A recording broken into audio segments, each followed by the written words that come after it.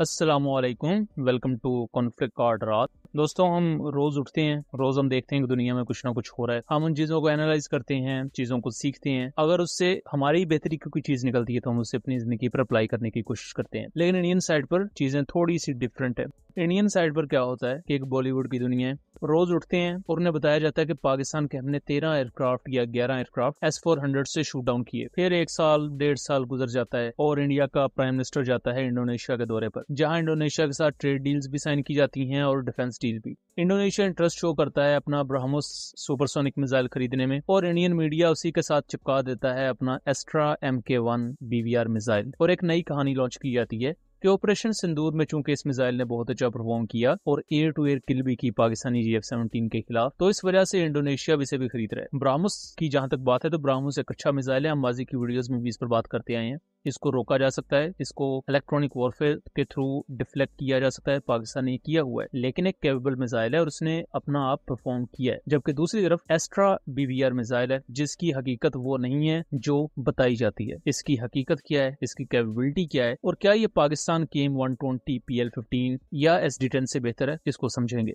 दोस्तों, जो extra missile है, सबसे पहले मैं बता दूं कि इसके बारे में इंडियन मीडिया की तरफ से रिपोर्ट किया जा रहा है कि इंडोनेशिया के जो Su-30 MK2 एयरक्राफ्ट हैं, इन पर माउंट किया जाएगा Indian made Astra MK1 BVR missile, जिसकी मैक्सिमम रेंज है 100 किलोमीटर। इंडिया का ये भी क्लेम है कि ये 110 किलोमीटर तक अपने टारगेट को शूट डाउन कर चुका है। इसके साथ साथ इंडोनेशियन मिलिट्री ब्रह्मोस मिसाइल्स भी खरीद रही है। यहाँ तक बात ठीक है, लेकिन जो एस्ट्रा MK1 मिसाइल वाली बात है, ये जिस बुनियाद पर की जा रही है वो चीज फेक है। उसकी वजह ये है कि इंडिया क्लेम कर रहा है कि ऑपरेशन सिंदूर के दौरान पाकिस्तान के खिलाफ एस्ट्रा MK1 मिसाइल को यूज किया गया, जिसने पाकिस्तान के एक एयरक्राफ्ट मोस्ट प्रोबेबली GF-17 को शूट डाउन किया। और उसी कारकर्दगी की बेस पर अब इंडोनेशिया इससे बहुत ज्यादा इंप्रेस हो चुका है और इंडोनेशिया 150 के करीब एस्ट्रा MK1 मिसाइल लेगा। हालांकि इससे पहले इंडियन एयरफोर्स चीफ के अगर आप बयान को उठा के देखें, इंडियन एयरफोर्स के ऑफिशियल्स के बयान को देखें, तो वो तो ऑफिशियली कहते हैं कि S-400 ने पाकिस्तान के खिलाफ किल्स परफॉर्म की, लेकिन किसी एक पाकिस्तानी एयरक्राफ्ट का रैकेज या मलबा नहीं दिखा सके।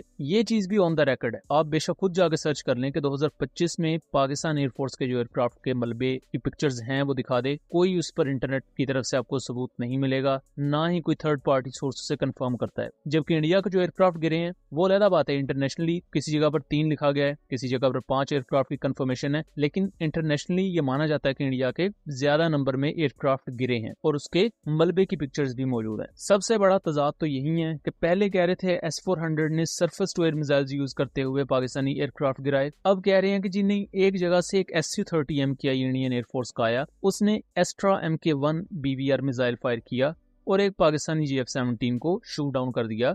और उसका मलबा कहाँ गिरा, उसका कोई इलेक्ट्रॉनिक सिग्नेचर नहीं है, उसका कोई सबूत नहीं है, बट गिरा दिया। और ये इस वक्त जो बॉलीवुड सोर्सेज हैं वो कंफर्म भी करते हैं। तो यहाँ पहली चीज, जो पहला तजाद आपको मिल जाएगा वो यही है।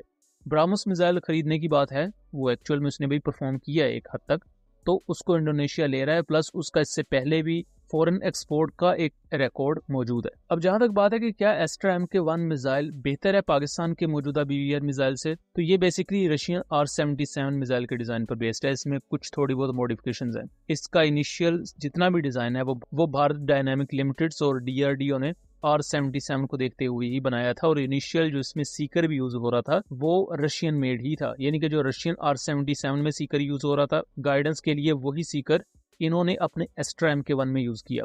फिर जब एस्ट्रा MK1A मिसाइल बनाया गया और इसके टेस्ट वगैरह कैरी आउट किए गए, तब उसमें एक इंडियन मेड सीकर को यूज किया गया। जो इसमें फिलहाल एस्ट्रा MK1 में सीकर यूज हो रहा है, ये एक पल्स डॉपलर सीकर है जो कि पाकिस्तान के AIM-120 C5 और SD-10 जैसे BVR मिसाइल्स में यूज होता है। KU बैंड सीकर है, क्योंकि KU बैंड सीकर में क्या होता है कि इनकी वेवलेंथ कम होती है और फ्रीक्वेंसी बहुत ज्यादा होती है, जिसकी वजह से अपने टारगेट की जो इमिटेशन है या सॉर्ट ऑफ एक जो पिक्चर है वो बहुत क्लियर बना लेते हैं, लेकिन कम रेंज में बना पाते हैं। उस क्लियर पिक्चर की वजह से इनको धोखा देना मुश्किल होता है।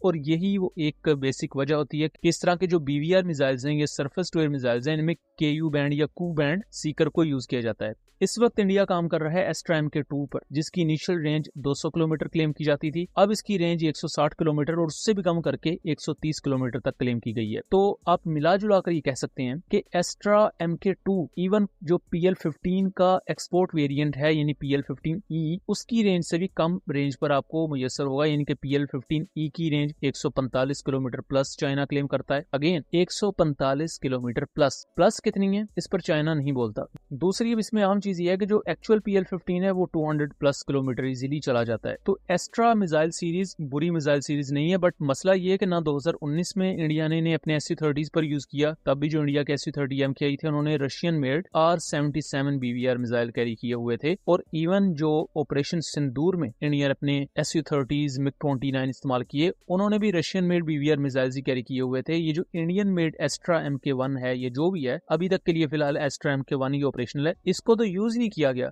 बहुत लिमिटेड नंबर्स में 2025 में से यूज किया गया था और 2019 में तो इसे यूज भी नहीं किया गया था। हालांकि ये बहुत लंबे अरसे से ऑपरेशनल है इंडियन एयरफोर्स के साथ, ये कोई अब का मिसाइल नहीं है, कई साल हो चुके हैं। और जहां तक बात है SU-30 MK2 के साथ इसकी इंटीग्रेशन की, पहली बात तो ये है कि जब इंडोनेशिया के पास R-77 के कॉन्टेक्स्ट में एक कंप्लीटली इंटीग्रेटेड BVR मिसाइल मौजूद है, अगेन 100 किलोमीटर रेंज के साथ आता है, वो भी सिंगल पल्स रॉकेट टेक्नोलॉजी पर बेस्ड है, तो उन्हें जरूरत ही क्या है इस एस्ट्रा MK1 की तरफ जाने की। अगर वो लेट्स सपोज लेंगे भी तो उन्हें तो एस्ट्रा MK2 लेना चाहिए जिसकी रेंज 130 प्लस किलोमीटर है। तो वो 100 किलोमीटर रेंज का मिसाइल उनके पास ऑलरेडी मौजूद है और वो दोबारा से नए 100 किलोमीटर कैटेगरी की रेंज का मिसाइल ले लेते हैं। तो इंडोनेशियन एयरफोर्स मेरा नहीं ख्याल इतनी बेवकूफ है कि वो इस तरह की हरकत करेंगे। और दूसरी चीज ये है कि इंडोनेशिया इस वक्त अपने सुखोई सीरीज के एयरक्राफ्ट को हो सकता है वो आने वाले वक्त में जरा जल्दी रिटायर कर दें, बिकॉज वो आजकल US के साथ अपने जरा ताल्लुकात बेहतर कर रहे हैं और इसी कॉन्टेक्स्ट में वो कोशिश कर रहे हैं कि उन्हें जरा अपग्रेडेड F-16s मिल जाएं। ऑलरेडी उनके पास 30 से कुछ ज्यादा F-16s मौजूद हैं। तो वहां भी एक अहम पॉइंट है जो हमें समझने की जरूरत है, बजाय कि हम सिर्फ इंडियन मीडिया की इन मौजूदा खबरों को सुने और खासतौर पर यहाँ पाकिस्तान को जिस तरह फ्रेम किया जा रहा है। सो दोस्तों, ये था एक एनालिसिस। उम्मीद करता हूँ चीजें क्लियर रही होंगी। वीडियो पसंद आई हो तो इसे ज्यादा से ज्यादा शेयर कीजिएगा ताकि इस तरह की मजीद इन्फॉर्मेटिव वीडियोस हम आपके लिए लेकर आ सकें। मिलेंगे अगली वीडियो में, तब तक के लिए अल्लाह हाफिज।